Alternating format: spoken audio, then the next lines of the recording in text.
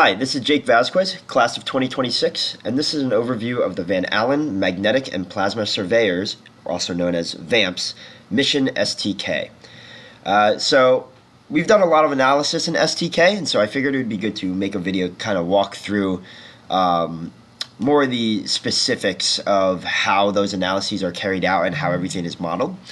I've had a lot of fun putting this together, and so I'm excited to share it with you. So first off, you can see we have our 3 ground stations here. Those were dictated by the communications team, and they're denoted by these 3 dots. You have one red, which is NASA's White Sands. You have a blue right here in South Africa, and then a white in Singapore. And these 3 ground stations make up our ground station network. And with these 3 modeled, we're able to gather communication time zones or frames when we can be in communication with ground stations back on Earth and not using STK's access command. So we've had a lot of success with that. We have found that those commands are very power intensive, but still cool nonetheless. Now, the simulation models the full launch and deployment of the VAMPS mission, and then the entire 3-year mission duration. So you can see this is starting at January 1st, 2032 at UTC 0, and you can see that the mission is on the pad at Cape Canaveral here. So we have a Cape Canaveral is the only launch site that could support the mission based on NASA's Launch Vehicle Performance website. So we simulate a launch out of Cape Canaveral. Now, the lowest inclination that can be launched out of Cape Canaveral is 28.5 degrees. And so we launch into that 28.5 degree inclination. Let me start that simulation. You can see there's a launch vehicle, and then we're in a coast phase. And then we undergo an inclination change and apogee raising maneuver from the second stage. Now, this is our transfer orbit. And now you can see this dot here. Here's the second stage with all 3 VAMPS satellites on board. It burns once again. And now it is in the VAMPS-1 orbit. Now, you'll notice that all of the satellites on the second stage are moving at once, but now VAMPS-1 has been separated. So when the second stage burns again at this apogee, VAMPS-1 will continue in its final destination orbit. And there you go. So you can see VAMPS-1 has pulled away, and the second stage is now burned into the VAMPS-2 orbit. So I'll speed up the simulation now because as we're getting further away from Earth, we're moving slower. So this dot here, this is the second stage, and you'll see in a moment that VAMPS-2 now pulls away, and the second stage is now burned into the VAMPS-3 orbit. So all 3 of these orbits are elliptical, and we kind of have a back and forth going for an ease of deployment. So right here, this green dot is the second stage, now finishing up its VAMPS-3 orbit insertion. Now, at this point, VAMPS-3 has been deployed, and so the second stage burns one more time to circularize into this green graveyard orbit. VAMPS-3 continues now in its destination orbit on the pink line. So we'll fast forward for that second stage burn to happen, and now we're circularized. So these are the final destination orbits of our satellites. So VAMPS-1 in blue, VAMPS-2 in yellow, and VAMPS-3 in pink. They all sit at 11 degrees. And once again, this green orbit is just the graveyard orbit of the second stage. So that was simulated so that we knew the amount of delta V that we would be required of that performance because we can't just leave the second stage in the VAMPS-3 orbit. So you can see the 3 satellites orbiting here, and they are orbited, their orbits are simulated for a 3-year mission duration. So if I fast forward this aggressively, you can start to see the orbital perturbations just by Earth's magnetic field and its gravity field. Now we're moving very, very, very fast, and then right there, we kind of breezed by it, so I'll go backwards. But that was our end-of-life maneuvers. So let's jump back to the 3-year mark.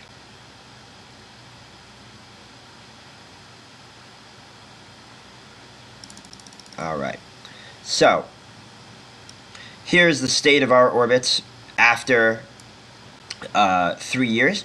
Now, you may notice they're no longer aligned with each other, but they are still at 11 degrees inclination, just at different ascending nodes and descending nodes. So that's just the natural perturbation of the orbits, and nothing that we're really concerned about. But as you know, end-of-life maneuvers are very important for missions such as these, and so using STK, we analyzed the amount of propellant needed for both a deorbit burn and a graveyard burn.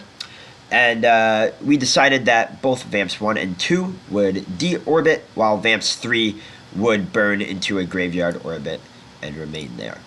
So as we come up on the end of the year, you can see it's December 29th. So around the 3-year mark, let's fast forward a little bit.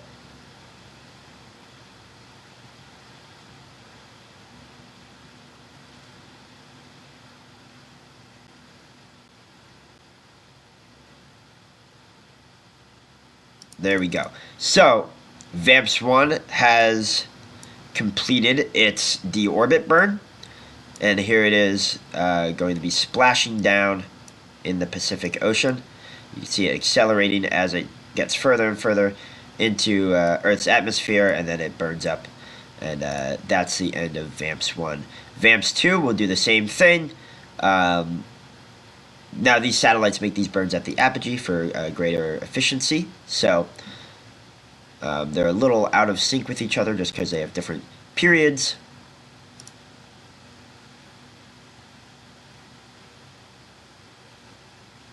And there we go. So right here is the VAMPS 2 burn.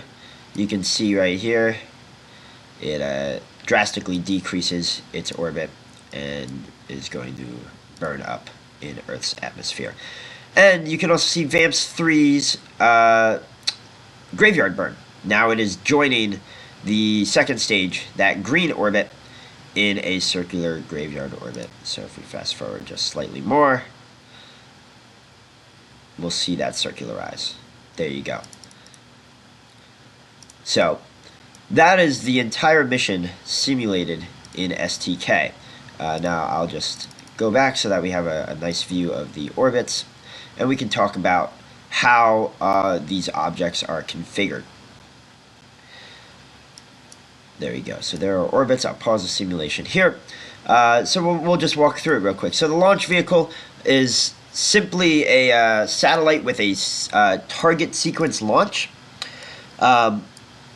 This is truthfully just for accuracy purposes, simulation purposes, kind of for cool points as well. But this is a targeting sequence that targets a 200-kilometer parking orbit, circular, and 28.5 degrees inclination out of Cape Canaveral. So this would be like a Vulcan, a ULA Vulcan, or a Falcon Heavy, or something along those lines. And the time of the flight from liftoff until orbital insertion into that parking orbit is just about 10 minutes. Now, following that 10-minute span, the second stage is simulated and it takes over. And we simulate the second stage just to get an idea of what kind of performance we would need out of the first stage. So we have a follow here, and all of these use the astrogator propagator. We have a follow here that just says, essentially, once the launch vehicle has done its thing, then you separate away.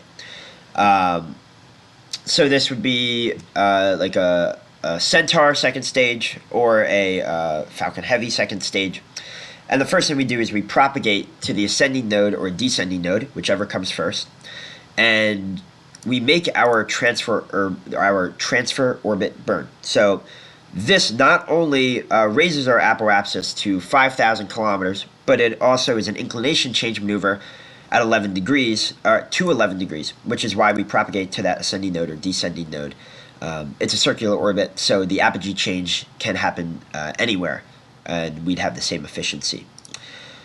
We then propagate to the apoapsis of that orbit, and we burn into the VAMPS-1 orbit, which just targets a 10,000 kilometer apoapsis. Then we propagate to the next apoapsis, and we burn to the VAMPS-2 orbit, which targets a 30,000 kilometer apoapsis. And then we propagate to the apoapsis one more time. We burn to the VAMPS-3 orbit, which targets the 50,000 kilometer apoapsis. And we propagate to the fourth apoapsis for its circularization end-of-life burn. And then the second stage just simulates its graveyard orbit for the duration of the mission. Now, the three satellites are all modeled the same. They are deployed from the second stage based on the separation condition of altitude. So when it crosses a given altitude, so just for the simulation purposes, I've made it the halfway point between its periapsis and its apoapsis, it becomes separated from the second stage. So that would be our deployment. Now, VAMPS-1 has no station-keeping maneuvers, so it simulates its science mission for 3 years, then finds its apoapsis, and then deorbits with a targeting maneuver that targets a periapsis of 0. So that means it'll burn up. Then we simulate until we see that it crosses 0 and splashes down or burns up in the atmosphere. Now, what's cool is all of these satellites, VAMPS-1, VAMPS-2, VAMPS-3, have the correct dry mass, drag area, radiation pressure, surface area, and fuel tank specs, so that we can accurately simulate the amount of propellant needed for all of our maneuvers, and that in turn informs our total mission mass budget. Now, it's not as, there's only one maneuver happening here, but you can see it a little more clearly if you go to VAMPS-2. So VAMPS-2 is set up the same way, same spacecraft mass, different fuel mass, and instead of a just continual 3-year simulation, we are doing station keeping here. So we have a model of waiting for 6 months, then a station keeping burn where we propagate to the ascending node or descending node, and then burn to fix the inclination back to 11 degrees. We target 11 degrees with that targeting maneuver. And then we repeat this process for the duration of the mission. So this undergoes 5 different station keeping maneuvers. And then, once again, a deorbit maneuver at the end of its lifetime, where it targets 0 kilometers as an altitude of its periapsis, and we simulate until we cross that threshold. VAMPS-3 is very much the same. We just do station keeping more often. So we wait for 2 months, and then we do that same station keeping inclination change again. And that continues. We do a total of, I believe, 17 station-keeping burns for VAMPS-3 over the course of the mission. And that's just because its inclination perturbation is much more exaggerated than VAMPS-2. So, yeah, you can see this. We're just going back and forth and back and forth and back and forth in this loop. And then we go to our apoapsis, we circularize, and we simulate our graveyard maneuver. Now, in order to ensure that we have the right amount of propellant. I reran these simulations manually about 10 times per satellite to dial in the amount of fuel. The simulations all take advantage of custom, we've updated the fuel specs to be correct, but we've also updated the engine model to match the engine that our trade study suggested. And so we get a really accurate simulation of not only the engine's performance, but the use of propellant mass over the course of the mission. So we can then take these satellites and look at a maneuver summary, and we can see the burn durations, the exact times when those burns are happening, the start and stop time, the delta V used, and the amount of fuel used. And you'll see that we kind of follow the trend for the station keeping, that as more fuel is burned, our mass decreases, and so we need less fuel in the future.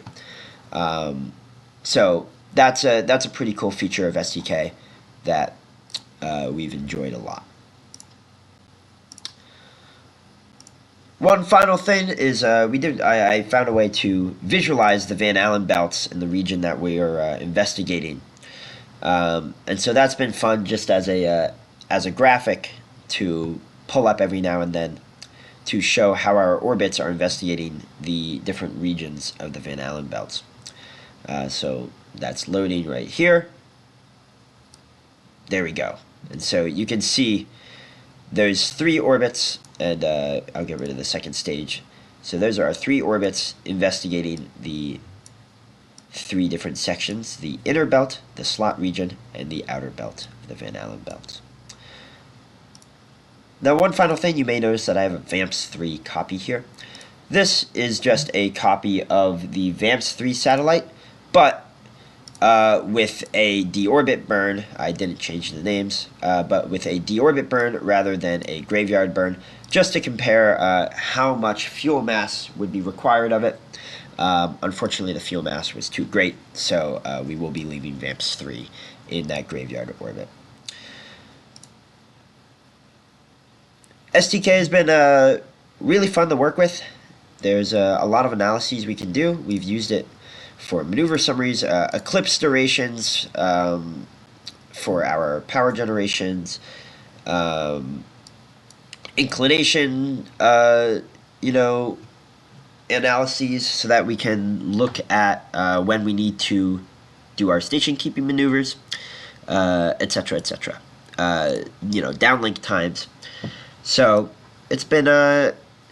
It's been fun to simulate a mission like this, and yeah. So happy to walk you through it. If you have any questions, please do feel free to reach out. I can be reached at any time. Jake Vasquez at Princeton.edu. Otherwise, have a great day.